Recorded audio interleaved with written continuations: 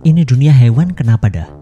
Yang tikus pengen jadi chef, yang siput pengen jadi pembalap, yang manusia malah mau jadi kapal laut. Nah, ditanya kapal laut. Pernah kebayang gak sih? Di dunia yang isinya tuh soal kecepatan semua, juara terhebatnya malah datang dari makhluk paling lambat di bumi.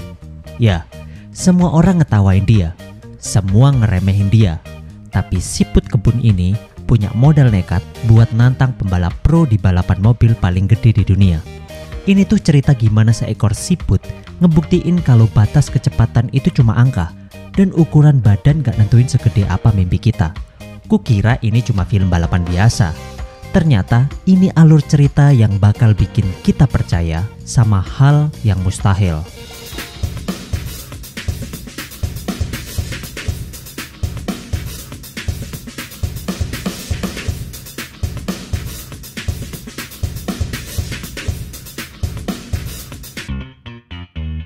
Jadi ceritanya tuh di sebuah kebun tomat, hiduplah sekelompok siput yang punya satu aturan.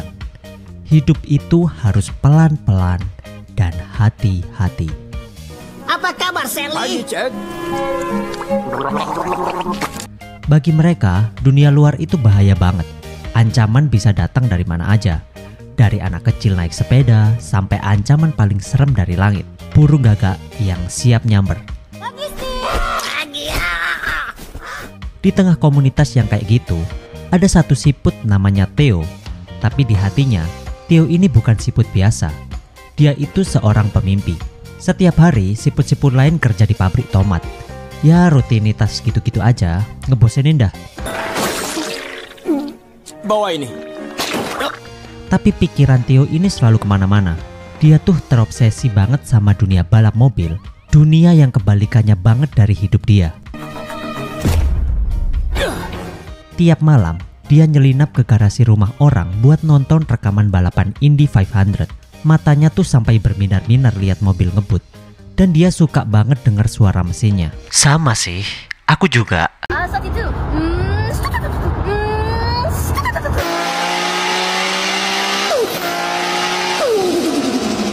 Idolanya itu juara dunia 5 kali.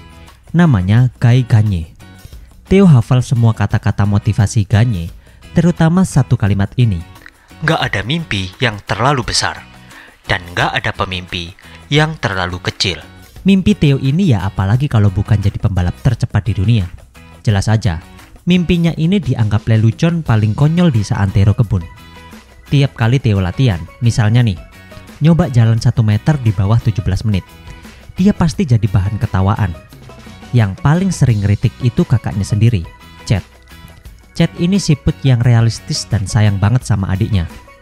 Buat dia, tugas siput itu ya bertahan hidup, bukan ngejar mimpi gila. Kita ini siput, Theo. Kita lambat. Gitu deh omelannya si Chet.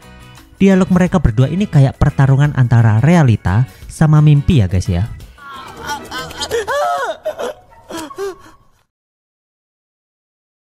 Suatu hari, ada insiden yang bikin dia makin frustasi. Sebuah mesin pemotong rumput hampir aja ngebabat semua siput.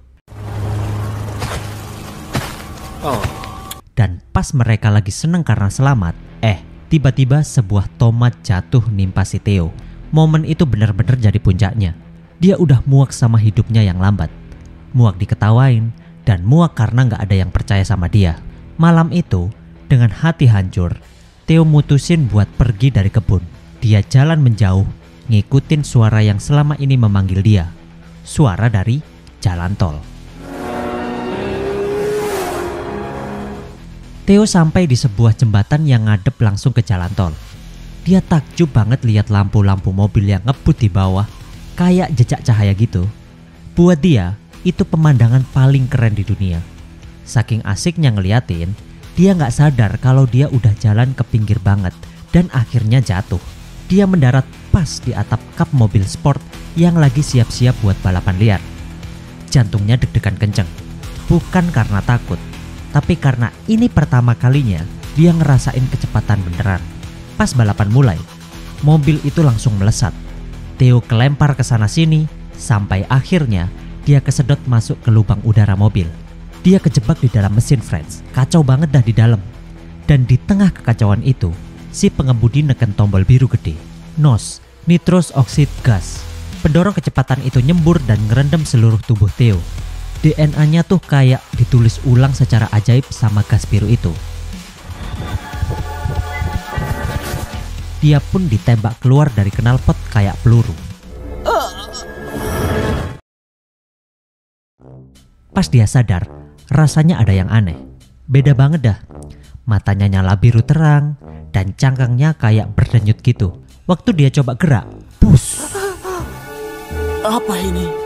Dia langsung melesat, nggak terkendali, nabrak semua yang ada di depannya. Dia kaget setengah mati. Dia coba lagi dan bus, ngebut lagi. Seluruh badannya sekarang fungsinya kayak mobil balap. Matanya jadi lampu depan, detak jantungnya jadi penunjuk RPM, dan ekornya ngeluarin suara alarm mobil kalau dia mundur. Malam itu, siput kebun bernama Theo udah nggak ada.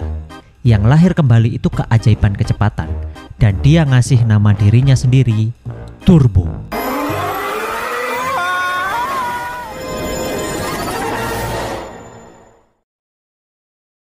Besok paginya kekacauan terjadi di kebun. Turbo yang belum bisa ngendaliin kekuatannya, nggak sengaja ngancurin kebun tomat tempat mereka kerja. Chad marah besar, dan pas mereka lagi berantem, seekor gagak nyamber mereka berdua. Mereka dibawa terbang, tapi untungnya berhasil lolos dan jatuh pas di depan restoran Meksiko, Dos Bros Tacos. Pemiliknya itu Tito Lopez. Orangnya semangat banget, tapi bisnisnya sepi. Tito lihat dua siput itu dan nangkep mereka buat dijadiin tontonan balapan siput yang biasa dia adain bareng teman-temannya. Nah, disinilah Turbo dan Chad ketemu dunia yang bener-bener baru.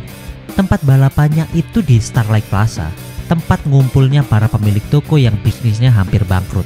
Ada Pas si pemilik bengkel, Bobby si pemilik toko mainan, dan Kimli si pemilik salon kuku yang galak. Di sana, Turbo dan Chad dikenalin sama kru siput balap paling keren. Pemimpinnya itu Whiplash, siput yang tenang dan karismatik. Anggotanya ada Smooth Move yang gayanya santai, Burn, satu-satunya cewek sangar, Skidmark, si ahli konspirasi, dan White Shadow yang gede dan suka teriak, "Aku bayangan." Whiplash dan gengnya ngetawain Turbo yang kelihatan kayak siput kebun biasa. Mereka nantang dia balapan. Awalnya sih Turbo ketinggalan jauh ya, tapi tiba-tiba dia ingat kekuatannya. Dia langsung aktifin kecepatan dan dalam sekejap dia nyalip semua siput, loncat ke dinding, dan selesain putaran kurang dari 1 detik, ninggalin jejak api biru.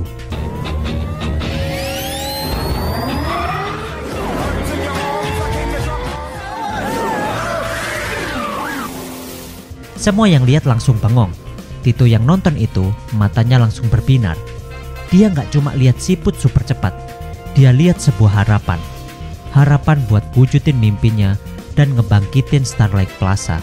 Tito pun dapat ide gila. Daftarin Turbo ke balapan mobil paling bergengsi di dunia, Indy 500.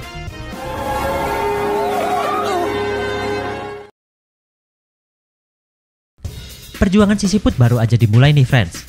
Sambil kita dukung dia ngebut sampai garis finish. Oh ya, sebelumnya bantu subscribe ya, biar channel kita terus level up. Kalau sudah, ayo kita lanjut ceritanya. Idenya Tito buat bawa siput ke Indy 500 ini jelas diketawain semua orang, termasuk kakaknya, Angelo. Tapi Tito nggak nyerah.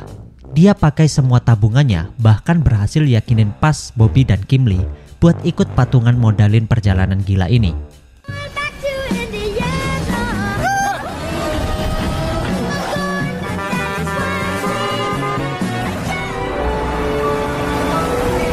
Sesampainya di sirkuit, ya mereka jadi bahan ketawaan lagi. Lepaskan kawan, lepaskan! Hei, bukan begitu cara memperlakukan.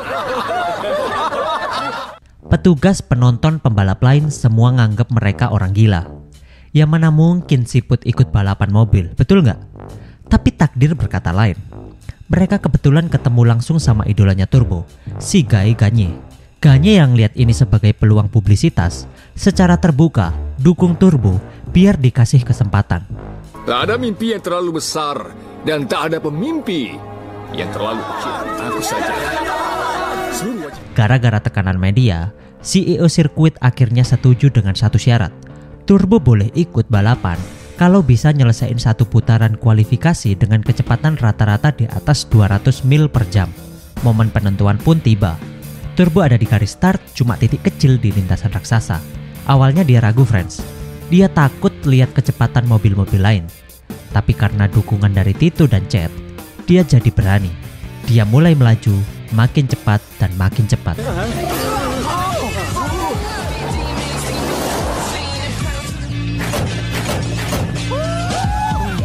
Dan akhirnya, dia lewatin garis finish, angkanya 226 mil per jam. Rekor baru, seketika Turbo jadi sensasi dunia. Wow, siput itu cepat. Cepat. Oh ya ampun. Wow, siput itu cepat. Tapi ternyata, di balik senyumnya, Guy Ganye mulai ngerasa terancam. Awalnya dia nganggap Turbo cuma gimmick, tapi sekarang siput itu nyuri semua perhatian. Sisi gelap Ganye mulai kelihatan nih. Dia bilang ke Turbo kalau mimpi-mimpi indah itu cuma buat penontonnya. Di dunia nyata, yang penting itu menang dengan cara apapun. Merangkaklah siput kebun. Idola yang selama ini dipuja Turbo, ternyata orangnya nggak sebaik itu, friends.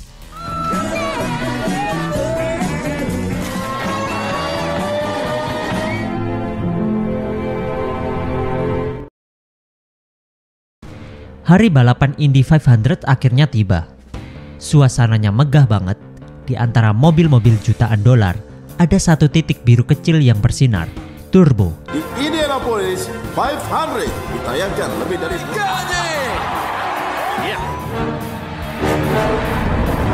Oh tidak. Siap-siap untuk menyalakan mesinnya. Balapan 200 putaran pun dimulai. Bener aja, balapan sesungguhnya jauh lebih brutal.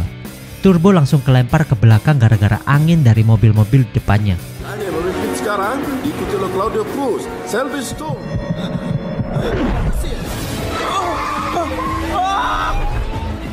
Dia muter-muter gak karuan, hampir ketabrak berkali-kali. Dia jadi takut dan cuma bisa sembunyi di dekat dinding. Di saat kritis inilah, Chad kakaknya yang selalu sinis ngambil alih radio. Untuk pertama kalinya, Chad gak nyuruh dia berhenti. Dia malah ngasih nasihat paling jenius. Berhenti jadi mobil, Theo. Kamu itu siput. Pakai apa yang kamu punya. Seketika semua mobil berubah jadi tomat. Tomat yang menjadi lambang kelemahannya. Dan dia benci kalau harus kalah dengan tomat. Dia mulai balapan pakai cara siput. Dia pakai ukuran badannya yang kecil buat nyelinap di celah sempit. Ngerayap di bawah mobil lain biar nggak kena angin.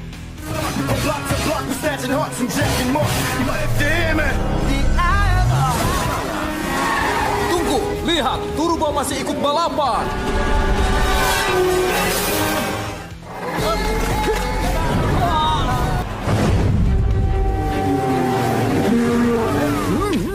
Pelumas. Dipasang. Pelan-pelan tapi pasti, dia mulai nyalip satu persatu lawannya. Penonton sampai sorak-sorai lihat manuver mustahilnya. Balapan masuk putaran terakhir. Sekarang tinggal Guy Ganye dan Turbo di depan. Ganye yang gak terima mulai main kotor nih. Dia nyoba nyerempet Turbo, tapi Turbo berhasil menghindar berkat saran dari kru Whiplash. Makin frustasi, Ganye jadi nekat. Di tikungan terakhir, Ganye sengaja bikin kecelakaan beruntun biar Turbo ikut jadi korban. Rencananya berhasil. Lintasan penuh puing mobil. Turbo terlempar keras, cangkangnya retak parah, dan yang paling parah, kekuatan supernya hancur. Dia balik jadi siput biasa lagi, friends. Lambat dan terluka. Garis finish tinggal beberapa meter lagi, tapi rasanya jauh banget. Dan dia udah hampir putus asa. Saat itulah keajaiban kedua terjadi.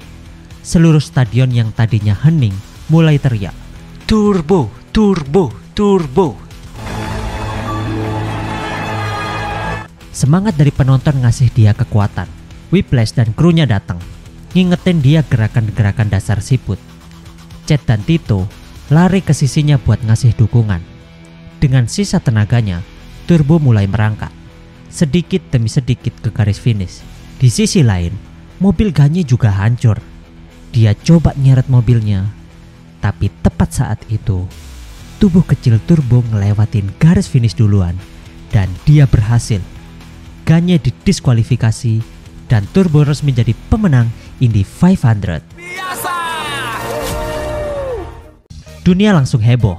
Seekor siput kebun menang balapan mobil paling bergengsi. Kemenangan Turbo mengubah segalanya.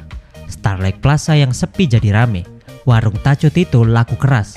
Bengkel Pas, toko Bobby, dan salon Kimley semuanya jadi sukses. Impian mereka terwujud berkat keberanian si siput kecil. Chad yang sekarang bangga banget sama adiknya jadi kepala kru balap. Kru siput Whiplash dapat hadiah cangkang bertenaga jet dari Pas. Dan Turbo, cangkangnya yang retak diperbaiki jadi lebih kuat. Dia nggak cuma dapat ketenaran, tapi juga keluarga dan teman sejati. Kemenangan Turbo ini bukan soal siapa yang paling cepat. Ini tuh tentang kekuatan hati dan keyakinan sama mimpi. Dia ngebuktiin ke semua orang dan ke dirinya sendiri kalau keterbatasan itu bukan takdir, tapi cuma rintangan yang harus dilewati. Dari kebun tomat sampai ke podium juara dunia, perjalanan Theo alias Turbo ngajarin kita pelajaran berharga, friends. Dia mulai sebagai siput yang diremehin, tapi dengan modal nekat dan hati yang berani, dia nunjukin kalau nggak peduli sekecil apapun kita, semangat di dalam diri bisa bawa kita ke garis finish manapun. Karena mimpi yang besar ditentukan sama niat dan semangat kita untuk menggapai mimpi itu. Tidak ada mimpi yang terlalu besar, yang terlalu kecil. Pada akhirnya, Theo ngebuktiin kalau nggak ada mimpi yang terlalu besar dan nggak ada pemimpi yang terlalu kecil. Dan aku pingin tahu gimana pendapatmu tentang kisah ini. Menurut kalian, bagian mana yang paling bikin deg-degan dari balapan si Turbo ini? Bisa tulis di kolom komentar ya. Jangan lupa like kalau kalian suka cerita ini, share ke teman-teman kalian, dan nantikan terus alur film dari kami. Sampai jumpa kembali di next cerita. See you.